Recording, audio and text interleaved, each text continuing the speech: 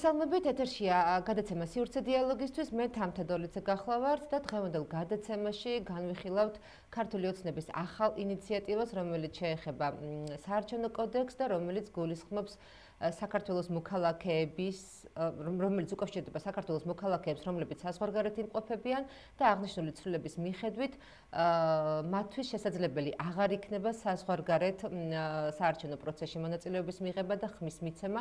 ანუ ეს იმას ნიშნავს, რომ საარჩევნო უბნები საქართველოს ფარგლებს გარეთ აღარ გაიხსნება. ასეთი არის ინიციატივა, რომელსაც საზოგადოებაში საკმაოდ დიდი აზრთა სხვადასხვაობა მოჰყვა და აღნიშნულთან დაკავშირებით დღეს ჩვენ გადავწყვიტეთ, რომ დავინტერესდეთ ემიგრაციის აზრით და ამჯერად სტუმრად გვყავს ქალბატონი ნადია ქარდავა, პედაგოგი, რომელიც ამჟამად ემიგრაციაში იტალიაში იმყოფება და ის გაგვიზიარებს საკუთარ შეხედულებებს აღნიშნულ ცვლილებებთან დაკავშირებით. ნადია, მოგესალმებით, დიდი მადლობა, რომ დღეს გამონახეთ დრო და ჩვენთან ეთერში ხარ. დიდი მადლობა თქვენ მოწვევისთვის, მადლობა ამ შესაძლებლობისთვის, რომ საშუალება გამოვხატო ჩემი აზრი და დამოკიდებულება ამასთან დაკავშირებით. კი ბატონო, ანუ პრინციპში ეს არის ჩემი პირველი და მთავარი კითხვა, რას ფიქრობ აი ამ ინიციატივაზე, რომელიც ამ დღეებში გაჟღერდა და რომელთა დაკავშირებითაც მე უკვე ვისაუბრე, რაც იმას ნიშნავს, რომ თქვენ მოგიწევთ საქართველოში ჩამოსვლა იმ შემთხვევაში, თუ კენჭისყრის პროცესში მონაწილეობის მიღებას გადაწყვეტ, თუ არა და წინააღმდეგ შემთხვევაში საქართველოს გარეთ საარჩევნო უბნები აღარ გაიხსნებაო, ასეთი არის ინიციატივა. დიახ, ჩემი პირველი რაც მინდა ხაზი გაუსვა და ვთქვა, რომ ემიგრაცია იწყება არა სურვილით, არამედ იძულებით. ანუ ჩვენ რიგითი ქართველები, რომლებიც დღეს ემიგრაციაში ვიმყოფებით, ეს არ იყო ის, რომ რაღაცაზე ამბიციები გქონდა. უბრალოდ ეს გადაწყვეტილებამდე იმან მიგვიყვანა, რომ ჩვენ ქვეყანა სამშობლო არ გვთავაზობს ცხოვრების იმ ხარისხს, რომელიც გვინდა რომ გქონდეს. შესაბამისად, ვთვლი, რომ ემიგრანტი არის ორგზის მებრძოლი. პირველ რიგში საკუთარ ქვეყანაში ამტკიცებს თავის შესაძლებლობას და ვინაობას და შემდეგ როდესაც ამის ლიმიტს აღწევს, სამწუხაროდ საქართველოში ეს ხდება, როდესაც აღწევ ლიმიტს და გაქვს კიდევ მეტი საშუალება, რომ გააკეთო და გინდა მეც მიაღწიო, სამწუხაროდ ეს გამორიცხულია, აქედან გამომდინარე მიდიხარ და ადგები ამ გზას, რასაც ემიგრაცია ქვია, რომ იქნებს სხვაგან უკეთესი მომავალი შეიქმნა და გაგიმართლოს. და ალბათ შვილებისთვისაც მათ შორის, ხომ? ანუ ერთ-ერთ მიზეზად ასახელებენ ხოლმე ემიგრანტები მომავალ თაობას, რომელსაც სჭირდება უკეთესი პირობები. აბსოლუტურად. ჩვენ, როდესაც ჩვენ ზრდასრულები ვაანალიზებთ ამას რაციონალურად, თუ რა გვინდა მომავალში, რომ გქონდეს, გაგვაჩნდეს კეთილი, ანუ ცხოვრება, რომელიც სულ რაღაც მარტივ მას დაგვიკმაყოფილებს, მოთხოვნებს. სამწუხაროდ ყოველი მეორე თუ არა ყველა საქართველოში სესხით არსებობს ვალებით და ეს არის ძირითადი მიზანი თუ რატომ ტოვებენ ძირითადად ქართველი ქალები ოჯახებს, შვილებს და მიდიან აკეთებენ ამ გადაწყვეტილებას. მე გამიმართლა იმ მხრივ, რომ არ ვყოფები მარტო ემიგრაციაში, თუმცა ჩემსავით ცოტანი არიან რაოდენობრივად ემიგრანტები, მე ოჯახით ვიმყოფები. მაგრამ ძალიან დიდი რიცხვი, საერთოდ ჯამში მოგეხსენებათ 1.5 მილიონზე მეტი ქართველი იმყოფება ემიგრაციაში და ყოვლა წარმოუდგენელია ამათი თუ ყველა არა, რა თქმა უნდა, უმრავლესობა და ნახევარი მაინც ახერხებდეს საქართველოში უკან დაბრუნებას, იმიტომ რომ ბევრი არალეგალურად იმყოფება უცხოეთში. კი ბატონო. და ამას ბევრი წელი ჭირდება, რომ საბუთების ლეგალიზაცია მოახდინო და შემდეგ უკვე შენ მონატრებულ ოჯახს დაუბრუნდა და საკუთარი შვილი ელემენტარულად გულში ჩაიკრა. ჩვენ გქონდა ეს საშუალება, რომ რაღაცით ჩვენი ხმა მიგვეწვდინა ხელისუფლებისთვის, ჩვენი ოჯახებისთვის და გვეგზნო თავი იმად, რომ ვიყავით ვიღაცა და არ ვიყავით გარიყულები და ამას მოწმობდა ის, რომ ქონდა შესაძლებლობა არჩევნებში, საპარლამენტო არჩევნებში მონაწილეობის და მაქსიმალურად ვცდილობდით მეც მათ შორის 2024 წელს მივიღე საპარლამენტო არჩევნებში მონაწილეობა, მივედი საკონსულოში და ამაყი ვიყავი ის, რომ აი მე არ ვარ გარიყული ქვეყნიდან და ჩემი ხმაც მნიშვნელოვანია, მიხარს არ ვიმყოფებით ჩემს ქვეყანაში. კი ბატონო, აქვე უნდა აღვნიშნოთ, რომ ეს არ არის თქვენი უპირატესობა ერთგვარი, ეს არის ყველა ევროპული დემოკრატიული ქვეყნის პრაქტიკა, ხო? ანუ სხვა ქვეყნებიც ხსნიან საზღვარგარეთ საარჩევნო უბნებს რამდენიმე გამონაკლისის გარდა. რა თქმა უნდა, ეს არ არის, თქვა საქართველოს ქონდა ასეთი პრეცედენტი დაშვებული და მოინდომა ეხლა და გადაწყვეტეს, რომ აღარ ჩავთვალონ ჩვენი ხმები საჭირო. ნადია, რა იგრძენით? ანუ რა შეგრძნება დაგეუფლათ? ამას რაღაც ემოციურ ნაწილში მხოლოდ არ გეკითხებით, თუნდაც პრაგმატულად და რაციონალურად რომ შევხედოთ. როგორი იყო თქვენი რეაქცია, როცა გაიგეთ, რომ ეს შეიძლება მოხდეს და ასეთი ცვლილება შევიდეს საარჩევნო კოდექსში? დიახ, პირველ რიგში ძალიან გაუბრაზდი და აი აღშფოთება ვერ დავბალი და აი არ ვიცოდი როგორ გამომეხატა ეს ბრაზი, როდესაც ხარ ესე ბოშორები ჩვენი ქვეყნიდან და თანამოაზრეს ეძებ, პირველ რიგში რასაც ვაკეთებთ, ეს არის სოციალურ ქსელებში გამოვხატოთ ჩვენი პოზიციები და რაღაცა ჩვენი აზრი დავაფიქსიროთ. თუმცა რა თქმა უნდა ეს გავაკეთე, მაგრამ აი მიუხედავად იმისა, რომ არსებობენ თანამოაზრები და ამან ცალსახად უცხოეთში, ვინც ვართ ქართველები ემიგრირებული, ჩვენზე ანტიევროპული და ანტიამერიკული პროპაგანდა არ მუშაობს. შესაბამისად, ჩვენ ძალიან კარგად ვიცით რა ღირებულებები და ფასეულებები აქვს და დადებითი მხარეები თუნდაც ევროკავშირში ინტეგრაციას. აქედან გამომდინარე, საარჩევნო უბნებში უცხოეთში აბსოლუტურად ყველგან ქართულმა ოცნებამ წააგო არჩევნები. შესაბამისად, ეს გახდა მოტივი იმისა, რომ მათ ეს გადაწყვეტილება მიეღოთ და დავესაჯეთ წყალებში ჩვენ ემიგრანტები და აიცით რა, თუ გაქვთ ამის ამბიცია, რომ გინდათ არჩევნებში მონაწილეობა, დააფიქსოთ თქვენი აზრი, ჩამოგზავნით კეთილინება და ჩამოგზავნით საქართველოში. მესმის კარგით, მაგრამ არ ვიცი რა უნდა ვქნათ, რა გზებს მივმართოთ. ერთი ისიც იყო გაიალა ჩემს თავში პირადად, რომ რაღაცა გამოვხატოთ პროტესტი, გავიდეთ საკონსულოებთან, შევიკრიბოთ, მაგრამ აი ვიკრიბებით, ვიშლებით, ძალასაც ვერ პოულობთ, რა შეიძლება ნაბიჯები გადაიდგას ქმედითი, რომ რაღაც ვაიძულოთ ამ ხელისუფლებას, რომ ხალხისკენ შემოგვიმდეს და ხალხზე იზრუნოს და ეს ჩვენი ღირსების აყრა, უფლებების შელახვა, რომ წაგვართვა ხმა.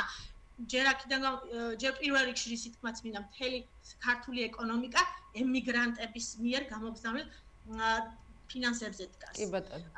ძალიან კარგად იციან მათ, რომ რომალა ემიგრანტები ადუღებული ეკონომიკა ვერ ექნებოდათ საქართველოს და ქართულ ოცნებას. კი ბატონო, მიზეზებზე რომ ვისაუბროთ, ნადია, შენ ბოდიშ დავასრულებ. ფულის წყაროთ აღიქონდა ემიგრანტებს შემოდიოდეს ერთგვარი ფინანსური რესურსი საქართველოში და დოვლათი შედიოდეს ქართულ ეკონომიკაში, მაგრამ მათი ხმები არ გჭირდებოდეს და არ გინდოდეს გადაწყვიტონ. მათ რა სურთ თავიანთ ქვეყანაში, ჩვენ რა გვსურს გეტყვით. ჩვენ გვსურს ჩვენ ქვეყანაში დაბრუნება. არც ერთ ემიგრანტს არ უხარია თავიდან დაბადება უცხოეთში, ახალი ენის სწავლა, დაბიჯების გადადგმა, ეს არის ხალხო ახალი ცხოვრება დაიწყო ნულიდან, არავინ არ ხარ, ჩადიხარ უცხოეთში, იწყებ ცხოვრებას, არავინ არ ხარ იქ და მხოლოდ სახელი და გვარი ხარ. შენი წარსული გამოცდილებები, შენი წარსული არ ვიცი, მიღწევები არაფერი არ არის მათთვის და შენ უნდა დაამტკიცო შენი პიროვნება, შენი ღირსებები ხელახლა. ისევ თავიდან ითვლი ამ წლებს და აქედან გამომდინარე, იმის თქმა მსურს, რომ ჩვენ გვინდა საქართველოში დაბრუნება. ჩვენ იმიტომ ვართ აქეთ წამოსულები, რომ გვაქვს იმედი რაღაცა შეიცვლება. დროებითია ეს ჩვენი ემიგრაცია. ვცდილობთ რაღაც რესურსები შევაგროვოთ, ფინანსური იქნება ეს თუ ინტელექტუალური, რომ ისევ ჩვენ ქვეყანაში დავბრუნოთ ახლო მომავალში და მოვახმაროთ ჩვენ ქვეყანას ეს ჩვენი რესურსები. მაგრამ მე დავდე პირობა, მართლა დავდე პირობა, ჩემს ოჯახთან, ჩემს ნაცნობად ყველა მიცნობს, რომ მეც და ჩემნაირები ბევრი ვართ. გარშემო დავბრუნებით საქართველოში, რომ აუცილებლად ევროპულ საქართველოში და ეს რაღაც ანტიევროპული და შვიდობით იმ შვიდობის ის რო აქვთ ხელზე დახვეული, რომ გვაშინებენ ამით, რომ აი არ გინდათ ევროპას, მაგრამ შვიდობა გექნებათ. რა მნიშვნელობა აქვს შვიდობით და შიმშილით მომკლავ, თუ იარაღით დამიპყრობენ და ისე წამართმევენ ქართველობას და იდენტობას და გავხდებით რუსული რაღაცა გუბერნია. ანუ არ მესმის, მხოლოდ იმიტომ, რომ გეშინოდეს ომის დაწყების არანაირ ომზე არავის არ უხარია, არავის არ უნდა ომი, ეს არის აბსოლუტური პროპაგანდა. რაც ვითარდება, ვითომ უკრაინაში სიტუაცია აბრალებენ ევროპას და ამერიკას, მესმის იყო რაღაც იქ ექსესები, რაღაც დაპირისპირებები და რაც შეიძლება რომ ვიღაცას გადააბრალ, მაგრამ ჩვენ შეგვიძლია ძალიან სწორი პოლიტიკა აწარმოოთ და ყველასთან დავიჭიროთ ისეთი ნეიტრალური, რომ ჩვენი ქვეყანაში შევძლოთ როგორც განვითარება, ისე შვიდობა, რა თქმა უნდა, ეს ყველას გვინდა აბსოლუტურად ყველა იმიგრანტს და არავის არ უნდა. კი ბატონო. ნადია, შენ ახსენე, ანუ რას მიიჩნევ ერთ-ერთ მიზეზად თუ რატომ გადაწყდა ამ ცვლილების შეტანა საარჩევნო კოდექსში, შენ ამბობ, რომ უნდა დავესაჯეთო ემიგრანტებიო. რომ გითხრა, ანუ რატო, როგორ ფიქრობ, რეალურად მართლაც ცოტა ვრცლად რო გითხრა, რა არის ამის მიზეზი, რამ გამოიწვია ეს მართველი გუნდისთვის და ასევე მაინტერესებს, აქვე გკითხავ, ერთ-ერთ მიზეზად დასახელდა ისიც, რომ რაღაცნაირად თითქოს და ქართული ემიგრაცია საზღვარგარეთ იმყოფება ინფორმაციულ ვაკუუმში ქართულ პოლიტიკურ მოვლენებთან დაკავშირებით, შესაძლოა იყოს უცხოური გავლენის ქვეშ და შესაბამისად ამან გამოიწვია ესულება, რომ უბნები აღარ გაიხსნა საზღვარგარეთ და აი რას ფიქრობ ამ ყველაფერზე?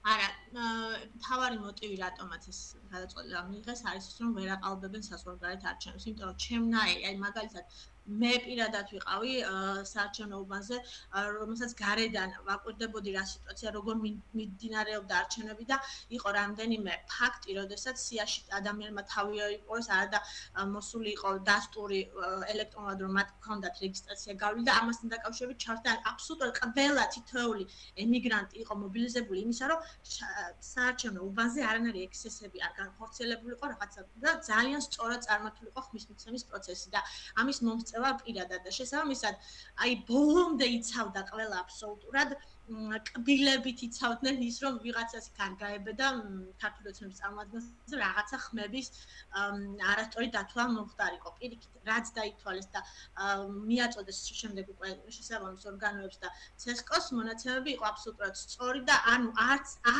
არსად სოფიოს მასშტაბით სადაც იყო გახსნილი საარჩევნო უბნები არსად არ ყოფილა ის პრეცედენტი რომ ქართულ ოცნებას გაემარჯვებოდა ეს მათთვის იყო შეურაცხყოფელი და აი არ სურთ ამის ილუსტრირება ესე ცალსახად გამოიტანოს და იცით რა საზღვარგარეთ ვაგებთ არჩევნებს მაგრამ საქართველოში ვიგებთ რანაირად იგებთ საქართველოში როდესაც ცალსახად გაყალბებები მიმდინარეობს საქართველოში და მოსყიდული ყავთ რა ვიცი ძალიან დიდი რაოდენობა ამორჩევლებისა სამწუხაროდ არსებობენ ესეთი უღირსი მე მიმაჩნია რომ ეგეთი ადამიანი არის უღირსი შენს პრინციპებს და შენს ოჯახს და შენს მომავალ თაობას ღალატობ, როდესაც ფულზე ყიდი შენს საკუთარ ხმას და დღევანდელი კეთილდღეობისთვის, იმიტომ რომ შენ რაღაცა კონკრეტულად კომფორტულ ზონაში იმყოფები, ამისთვის წირავ მომავალს და არ უფიქრდები რომ ეს დროებითია და რამდენიმე წელში დარჩები გარიყული ისევ როგორც ჩვენ გაგვიყეს ხმა რომ ამოვიღეთ მის დროზე. ამიტომ ჯობს ხალხმა გამოფხიზდნენ, ხალხი გამოფხიზლდეს და რაღაც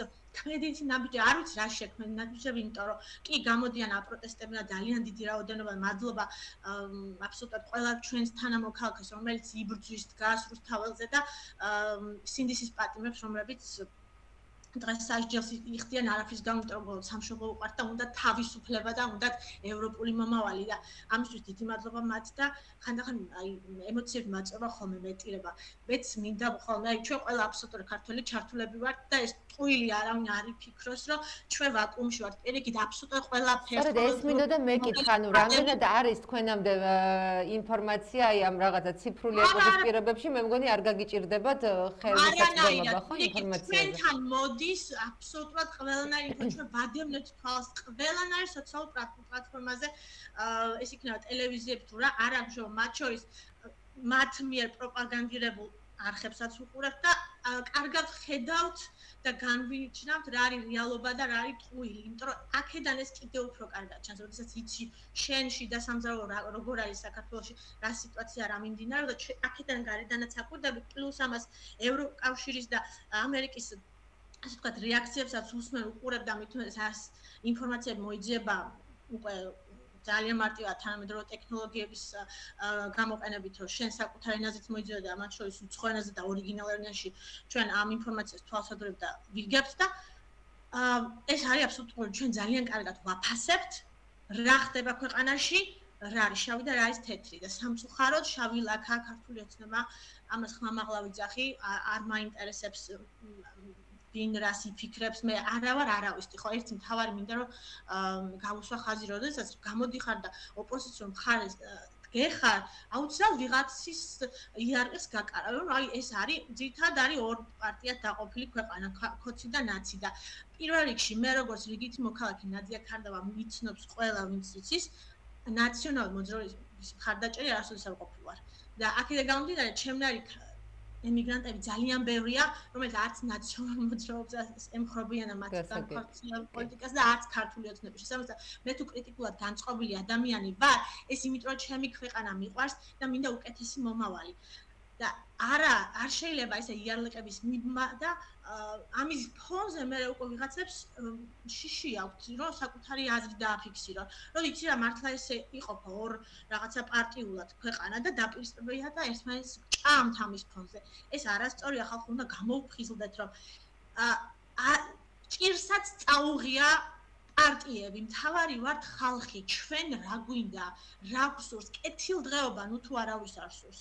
სწორედ ეს მოტივი გვაქვს ამისთვის ვიბრძვით თავისუფლება, კეთილდღეობა, შევდგეთ სახელმწიფოდ და იმ განვითარებულ სახელმწიფოდ, რასაც რომ ვუყურებთ დღეს აი ეს ევროპის ქვეყნებში რომ არის არ ჩამოვთვლი ხარ რომლებს ძალიან კარგად იცით. კი ბატონო და ბოლო შეკითხვა მექნება დღეისთვის მთელი იმ რეალობის გათვალისწინებით, აი რაც შენ აღწერე, როგორი მოლოდინები გაქვს, აი პრაგმატული მოლოდინები მაინტერესებს, თუნდაც ემიგრაციაში რა ხდება, რა განწყობებით არიან, რომ უყურებთ რა ხდება და რა ვითარებაა საქართველოში, როგორია შენი სამომავლო შეფასებები და მოლოდინები? ჩემი სამომავლო შეფასება არის ის, რომ აუცილებლად ჩამოვა არჩევნებზეც და ასეთი ვარ ძალიან ბევრი, მადლობა ღმერთს. თუმცა გული შეგვტყვა იმ ქართველებს, რომლებსაც ეს არ შეუძლიათ ფიზიკურად იქიდან გამომდინარე, რომ ჯერ მათი ესე ვთქვათ, ლეგალური ყოფნა საზღვარგარეთ არ არის დაშვებული, თუმცა ესეც მალე დადგება და ერთი ფიქრი არის ხალხში დადის ესე მოარული რაღაცა აზრივით, რომ მოდი მართლა ეს 1.5 მილიონი ქართველი მართლა ადგეთ და ჩავიდეთ არა მარტო საარჩევნო, არამედ აი ეხლა უკვე საპროტესტო აქციებისთვის, აი რა მოხდება ქვეყანაში, ხო წარმოუდგენიათ, მაგრამ სამწუხაროდ ეს ჯერჯერობით მხოლოდ რაღაც იდეად რჩება, მაგრამ იმედი მაქვს განხორციელდება და მოლოდინი მაქვს რა, აუცილებლად ეს რეჟიმი, დიქტატორული რეჟიმი, რაც ცალსახად დიქტატორული, როდესაც საკუთარ ხმისუფლებას გართმევენ, მეტი რაღა გინდა რო ქნა, აი რა უნდა გაგიკეთონ ამაზე მეტი არ ვიცი კიდე. ხო, მაინც და მაინც საყოველეში ხარ ჩამოვლენ, ან დამხრეტენ, ხო, ან გადაგვასახლებენ, სადა ისეაც გადასახლები ხარს. შესაბამისად ღირსება შელახული ხალხი ვართ ემიგრანტები და ამაზე ხმას თუ არ ამოიღებს არავინ და ამაზეც თუ ინერტულად უი რა რას ვიზამთ ვერაფერს ვერ ვჭდით ამ აზრზე დავრჩებით არ მგონია ქვეყანას კარგი რამე დაემართოს ცალსახად ძალიან ცუდი არასწორი გზისკენ მიდის ქვეყანა მოკეთ ამის თქმა მინდა და თუმცა იმედი ვიქონიოთ უკეთესის იმედი ასე იცი რა ვითმენ ჩემი აზრით ძალიან მომწმენი ხალხი ვართ ქართველიერი ძალიან მომწმენი ხალხია და აი სადღაც ცოტაც და მოთმინების ფილა აივსება ასე მგონია ღმერთით გასაგებია ნადია ძალიან დიდი მადლობა შენი დროის გამოყოფისთვის მადლობა რომ ჩაგვერთე და გაგვიზიარე შენი მოსაზრება მე კი დავემშვიდობები მაყურებელს შენთან ერთად და ვეტყვი რომ საუბრობდით ნადია ქარდავასთან ერთად ის გახოლთ პედაგოგი და ამჟამად იმყოფება ემიგრაციაში იტალიაში მადლობა რომ გვისმენდით და გვიყურებდით მომავალ შეხვედრამდე